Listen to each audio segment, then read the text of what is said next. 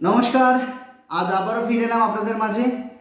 আজকে আমরা একটা অসাধারণ মানে নেটওয়ার্ক মার্কেটিং বা ডাইরেক্ট সেলিং বিজনেসের জন্য সবথেকে গুরুত্বপূর্ণ পয়েন্ট যে বিষয় সেটার উপরেই আজকে আলোচনা রাখবো।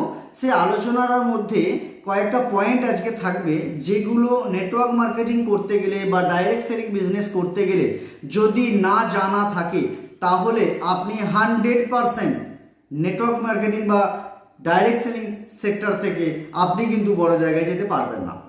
আজকে আপনাকে সেই বিষয় নিয়ে আলোচনা করব, আর অবশ্যই ভিডিওটা শেষ পর্যন্ত দেখবেন। কিছু গুরুত্বপূর্ণ বিষয় আজকে শেখাবো বা আজকে আলোচনা করব, যেই বিষয়টার উপরে দাঁড়িয়ে আমি আমার জীবন ডেভেলপমেন্ট করতে পেরেছি।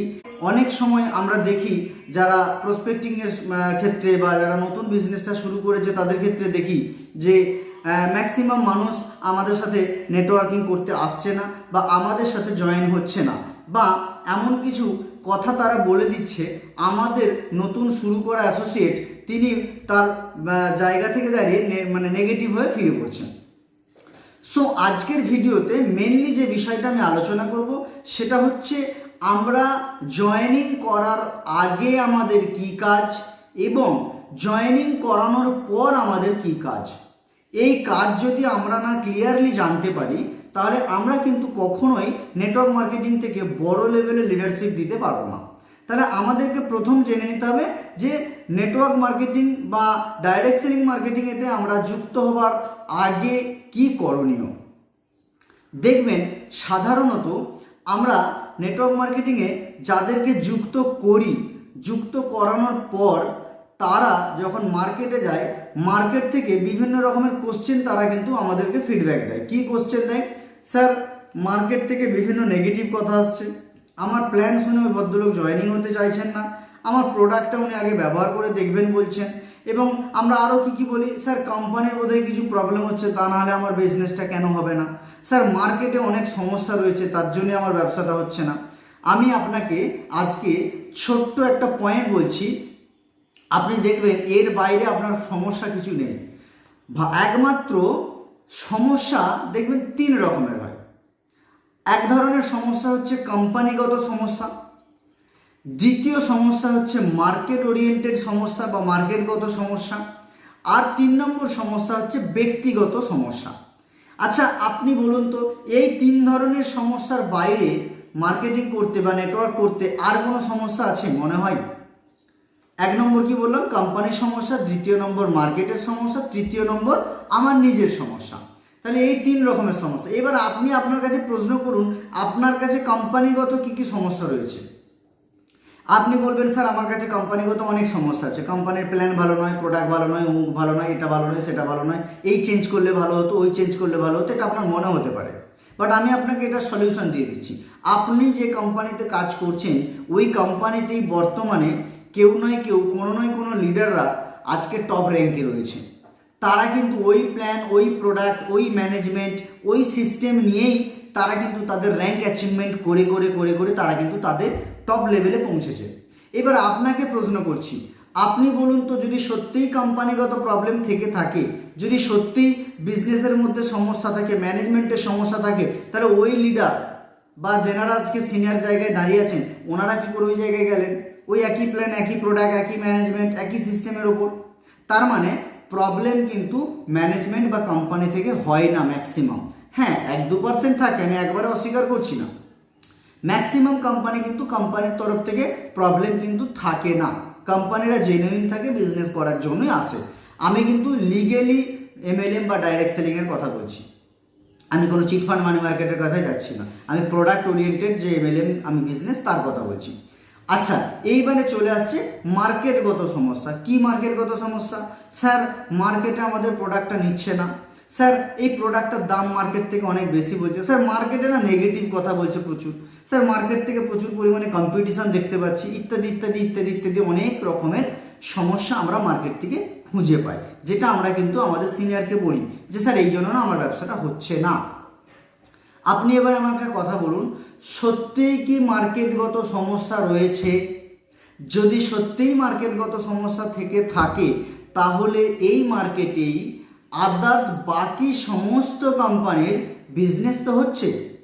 আজকে আপনি যদি দেখেন অল ওভার ইন্ডিয়াতে কয়েকশো কোটি টাকার টার্নওভার চলছে এই এমএলএম এর ওপর, কয়েকশো কোটি টাকার প্রোডাক্ট সেল হচ্ছে এই এমএলএম থেকে। তাহলে প্রোডাক্টের দাম বা প্রোডাক্টের কোয়ালিটি বা মার্কেট থেকে নেগেটিভ প্রশ্ন আসছে, এই বিষয়গুলো কিন্তু অ্যাকচুয়াল সমস্যা নয়। 3 নম্বর পয়েন্টটা হচ্ছে অ্যাকচুয়াল সমস্যা, সেটা হচ্ছে আমার নিজের প্রবলেম বা আমার ব্যক্তিগত সমস্যা। কি ব্যক্তিগত সমস্যা? না, আমরা যখন এই বিজনেসটা শুরু করি তখন মনে করি এই বিজনেস থেকে অনেক বড় কিছু করব, এই স্বপ্ন নিয়ে আমরা বিজনেসটা স্টার্ট করি। Maximum to maximum 90% and above leader বা অ্যাসোসিয়েট বা মেম্বারের ক্ষেত্রে দেখবেন তারা তার ওই কোম্পানির proper plan, proper presentation, proper follow up, follow through, inviting process, relation build up, এইগুলো জানে না। হ্যাঁ, আমি আপনাকে বলছি এগুলো জানে না, জানার চেষ্টা করেনি, শেখার চেষ্টা করেনি। আপনি একটা কথা বলুন তো, আজও একটা নতুন ব্যক্তি জয়েনিং হবার 3 মাস 4 মাস 6 মাস পরেও তার সিনিয়রকে সঙ্গে নিয়ে যেতে হচ্ছে তার বিজনেসটা প্রেজেন্টেশন করে দেওয়ার জন্য, তার প্রসপেক্টের সামনে ইন্ট্রোডিউস করানোর জন্য সিনিয়রকে নিয়ে যেতে হচ্ছে বিজনেস প্রেজেন্টেশনের জন্য। কেন? আপনার বিজনেস আপনি যদি প্রপার প্রেজেন্টেশন না শেখেন, আপনি যদি প্রপার ইনভাইটিং প্রসেস না শেখেন, আপনি যদি প্রপার কীভাবে রিলেশন বিল্ড আপ করতে হয় সেটা যদি না জানেন, আপনি ফলো আপ কীভাবে করবেন সেটা যদি না জানেন, কীভাবে আপনি কোশ্চেন হ্যান্ডেলিং করবেন সেটা যদি না শেখেন, তাহলে প্রবলেমটা কোথায়? মার্কেটের ছিল না কোম্পানির? প্রবলেমটা কিন্তু আমাদের, কারণ আমরা শেখার জায়গাতে অনেকটা দূরে থাকতে চাই, বাট পাওয়ার জায়গায় অনেকটা আগে যেতে চাই বা সামনে দাঁড়াতে চাই। আমি ব্যক্তিগত কাউকে আক্রমণ করছি না, খারাপভাবে নেবেন না। আজকে এই ভিডিওটা এই কারণের জন্যই বানাচ্ছি, আজকে ম্যাক্সিমাম টু ম্যাক্সিমাম প্রসপেক্টের তরফ থেকে বলুন বা ম্যাক্সিমাম নিউ মেম্বার যারা আসছে বা যারা অলরেডি বিজনেস 2 মাস 4 মাস 6 মাস করছে, তাদের তরফ থেকে এই প্রবলেমটা আমরা বারবার ধরে বিভিন্ন কোম্পানির থেকেই শুনতে পাচ্ছি বা কমেন্টও আমরা দেখছি, স্যার আমাদের জয়েনিং হচ্ছে না, স্যার আমার কথা লোকে শুনছে না, স্যার আমি প্ল্যান শো করলে জয়েনিং হচ্ছে না, অন্য সিনিয়রকে নিয়ে বসালে হচ্ছে। সো এই বিষয়গুলোর উপরে দাঁড়িয়ে আমার মনে হলো যে একটা মানুষের প্রপার কাজ কি, জয়েনিং করানোর আগে তার কি কাজ আছে আর জয়েনিং করানোর পরের তার কি কাজ, এইটুকু জিনিস যদি আমার মনে হয় একটা মানুষকে ক্লিয়ারলি বুঝিয়ে দেওয়া হয়, শিখিয়ে দেওয়া হয়, তবে গিয়ে সেই মানুষটা অনেক বড় লেভেলের বিজনেস করতে পারে। এইবার আমাদের প্রবলেম হয় কি, আমরা যখন নতুন কোনো একজন জয়েন করে তাকে বিজনেসে জয়েন করার সাথে সাথে তাকে প্রপারভাবে গাইড না করে, প্রপারভাবে লার্নিং না দিয়ে, তাকে সঠিক না শিখিয়ে আমরা মার্কেটে ছেড়ে দিই। কি বলি, তুমি বিজনেস প্রেজেন্টেশনের জন্য লোক নিয়ে আসো, তুমি প্রোডাক্ট সেল করতে শুরু করে দাও, তুমি লোককে ইনভাইটিং করো। এইবার কি হয়, সেই ব্যক্তিটা কি কাজ করতে হবে, কতটা করব, কিভাবে করব, এটা কিন্তু সে বুঝে উঠে পারে না। সিনিয়র বলেছে, না করলেও খারাপ হবে, সিনিয়রের মতো কথা শুনে সে লেগে পড়েছে বিজনেস করতে, তাহলে সে কিন্তু ইনভাইটিং প্রসেস ভুল করছে, সে রিলেশন বিল্ড আপটাই ভুল করছে, সে প্রেজেন্টেশন শেয়ার করতে ভুল করছে, সে কিছু কিছু কথা ভুলভাল বলছে, যাতে করে মানুষ ভেবে নিচ্ছে যে এটা বোধহয় চিটফান্ড, এটা বোধহয় মানি মার্কেট, এটা বোধহয় কোনো ফাঁদে পড়ে যেতে পারি, আমাকে বোধহয় ফাঁসিয়ে দিতে পারে, আমি বোধহয় কোনো জায়গাতে আটকে যেতে পারি, দরকার নেই বাবা, আমি ওসবে যাব না। সো আমি আপনাকে এই জন্যই বললাম, আজকে প্রথমত আমরা শিখব যে আমরা নেটওয়ার্ক মার্কেটিং শুরু করার পর, আমি জয়েন করার পর, আমি যদি কাউকে জয়েনিং করাতে যাই, জয়েনিং করানোর আগে আমার কি কি কাজ রয়েছে। প্রথম কথা, একটা কথা বলুন তো, আমরা কাদেরকে জয়েনিং করাই? আমরা সাধারণত চেনা ব্যক্তিদের সঙ্গে বিজনেস প্রেজেন্টেশন করি। পৃথিবীতে 2 রকমের মানুষ আছে, এক ধরনের মানুষ চেনা মানুষ আর এক ধরনের হচ্ছে অচেনা মানুষ। আচ্ছা, এর বাইরে কোনো মানুষ আছে? এবার চেনা মানুষের মধ্যে কারা আছে? বন্ধু বান্ধব, রিলেটিভ বা আমাদের কলিগ, আমার পরিচিতি যারা।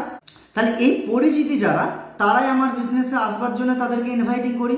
এইবার পরিচিতি মানুষের সঙ্গে যখন আমরা ইনভাইটিংয়ে যাই, যখন আমরা এই বিজনেসটা শেয়ার করতে যাই, তখন তারা কি বলে বলুন তো?